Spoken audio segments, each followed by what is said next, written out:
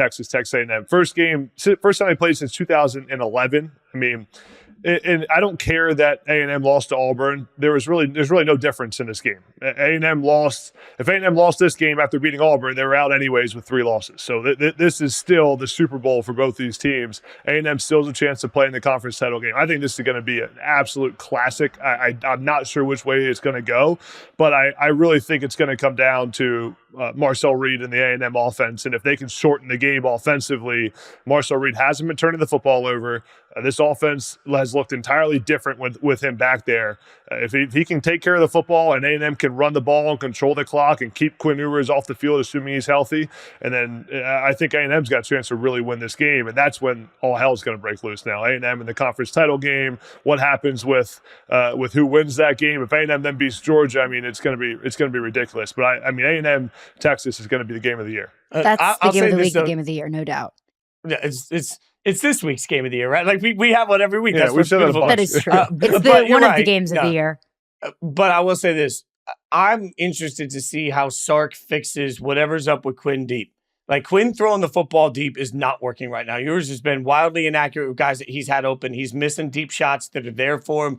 Got to hit those, man. Like, at some point, and this is what's been really weird about Quinn. Early in the season, it felt like he was doing a beautiful job. We talked a lot about it. Climbing the pocket, remaining accurate, tight window throws, even while he was being mobile. Ever since he was hurt, he's been different. And I don't think we're getting a full injury report on him. I don't think we're getting a full idea of what's wrong with him because he doesn't look like the same thrower. And now even when he's protected, he's missing on throws that he usually makes. He's got to be accurate. Like, he's got to fix some of his problems in order for them to win this game. And Fitz, to that point, the biggest thing Sark has to do in this game is I'm looking at the first 10 plays, first 15 plays of this game. Like, Quinn Ewers has to get off to a hot start and get comfortable in the game, which means they got to run the football early, but I mean, Sark has to come up with his best shot play early to get Quinn Ewers comfortable throwing the ball down the field. And that's whether it's a screen and go, whether it's a play action shot, something that is, when they call it, Quinn Ewers feels good about it. The whole offense loves it. That's where play callers really, in my opinion, make their money. Like that, when they can kind of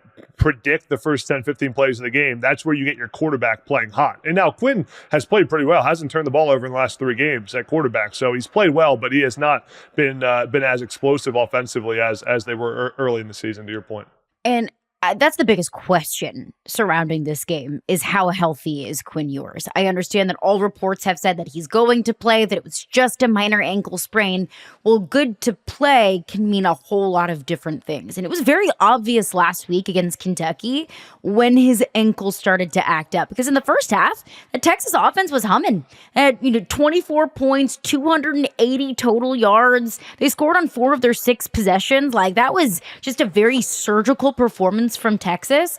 Quinn Ewers gets a little bit banged up, comes back out in the second half. Well, in the third quarter, they turned the ball over twice, including a scoop and score, and had like 60 total yards. Like, that was very much so, like, you could tell there was a line of demarcation. There was a very obvious moment where this is when Quinn Ewers was closer to 100%, and this was post banged up Quinn Ewers.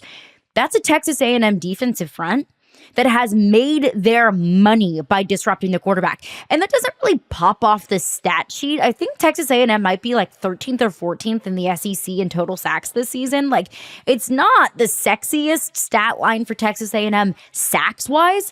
But if you watch Shamar Turner, Shamar Stewart, Nick Scorton, Scooby Williams, any of that front 7, they make the lives of opposing quarterbacks really difficult. They can get quarterbacks spooked. So if that Texas offensive line that has looked good at times, has looked not very good at times, can't keep Quinn Ewers protected, and they get after Quinn Ewers, it could be a long day, because we saw what Georgia's defensive front did to Quinn Ewers in that Texas offense. They turned the ball over a bunch of times. Georgia got short field advantages. So that's Texas A&M's path to victory, because I don't think that if you go toe-to-toe Marcel Reed and Quinn Ewers, Texas A&M's not winning that battle. Quinn Ewers is an experienced quarterback. He has the deep ball. He can use his legs. He has an impressive arsenal of receivers to throw to. Marcel Reed is at his best when he's running the football. What does Texas A&M look like if and when Texas takes that away from him? Yeah, and to your point on the Georgia game, Caroline, I saw a stat today that dropped back to pass 58 times in the Georgia game, allowed pressure on 26 of those attempts. I mean, that is way, almost 50% of pass attempts they allowed pressure. And you think about this A&M defensive line with Shamar Stewart, Nick Scorton. Yes, they've given up a lot of points, but they can get pressure on quarterbacks. So that matchup, the edge of Texas's offensive line, because they've been pretty good in the middle. It's been the edge. It's been the tackles. Can Texas's tackles hold up against NFL caliber defensive ends and gives Quinn Ewers time to throw the football down the field? Oversimplification, guys, but this game to me is all about which offense can get in rhythm and stay in rhythm. Like when you're throwing 50-something times and you're getting popped that many times, you just never have rhythm. And how much have we seen this year?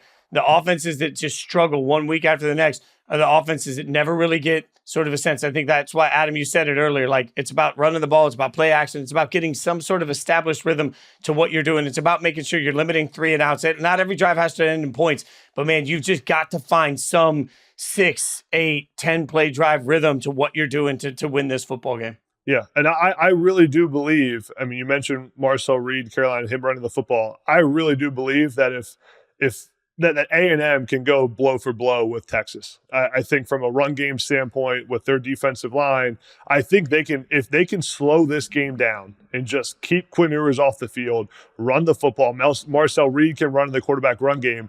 They need to get this game late to the fourth quarter and just make it a ball game, and that's where anything happens. But if I do see a path where A&M, if they can avoid the explosive plays and not turn the football over, avoid giving up the explosive plays to Texas and not turn it over, they can really make this a long game that where they're controlling the pace of it and just get to the fourth quarter and try to see what happens.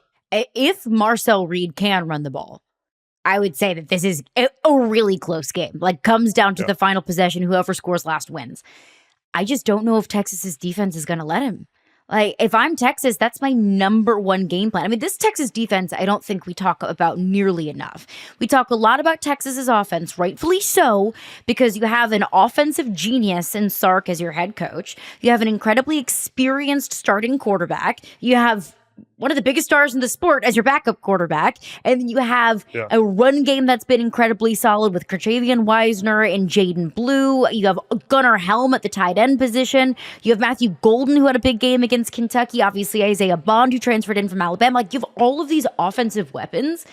But Texas has been winning games because of its defense. Texas's offense can put up 21, 24, 27 points a game, and they can blow other teams out because of what their defense has been doing. I have to believe they've been watching what Marcel Reed has been doing, how A&M has been winning games with Marcel Reed and saying, we're not going to let this kid beat us with his legs. They're down their starting running back and Livian Moss, who got hurt earlier in the season. He's out for the season. So it comes down to Amari Daniels and Marcel Reed. If I'm Texas, I'm not letting Marcel Reed beat us with his legs. Maybe that's a little bit of, like, still an open wound because Marcel Reed absolutely tore up my team's defense with his legs. But that's, game plan number one for me with as far as Texas is concerned, Fitz. No, I totally agree. It's a little bit like the weekly game plan is to not let Jalen Milroe do it. And about half the teams are successful and about half the teams aren't. Like, can the best laid plans, like, this is strength on strength in that sense. Like, that's what they're going to try and take away. The question is, can they? Yeah, Texas A&M 6-0 and rushing for 200 yards. So that's the key right there. Can Texas A&M run the football? Yeah, and will Kyle Field withstand what is going to happen on Saturday?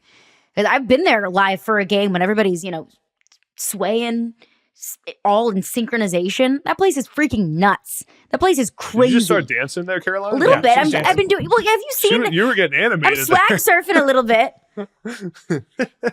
But that place is nuts. That place is absolutely insane. That's a matchup that's been building. That's all been festering for the last 13 years. You got a whole lot that you have to break out there.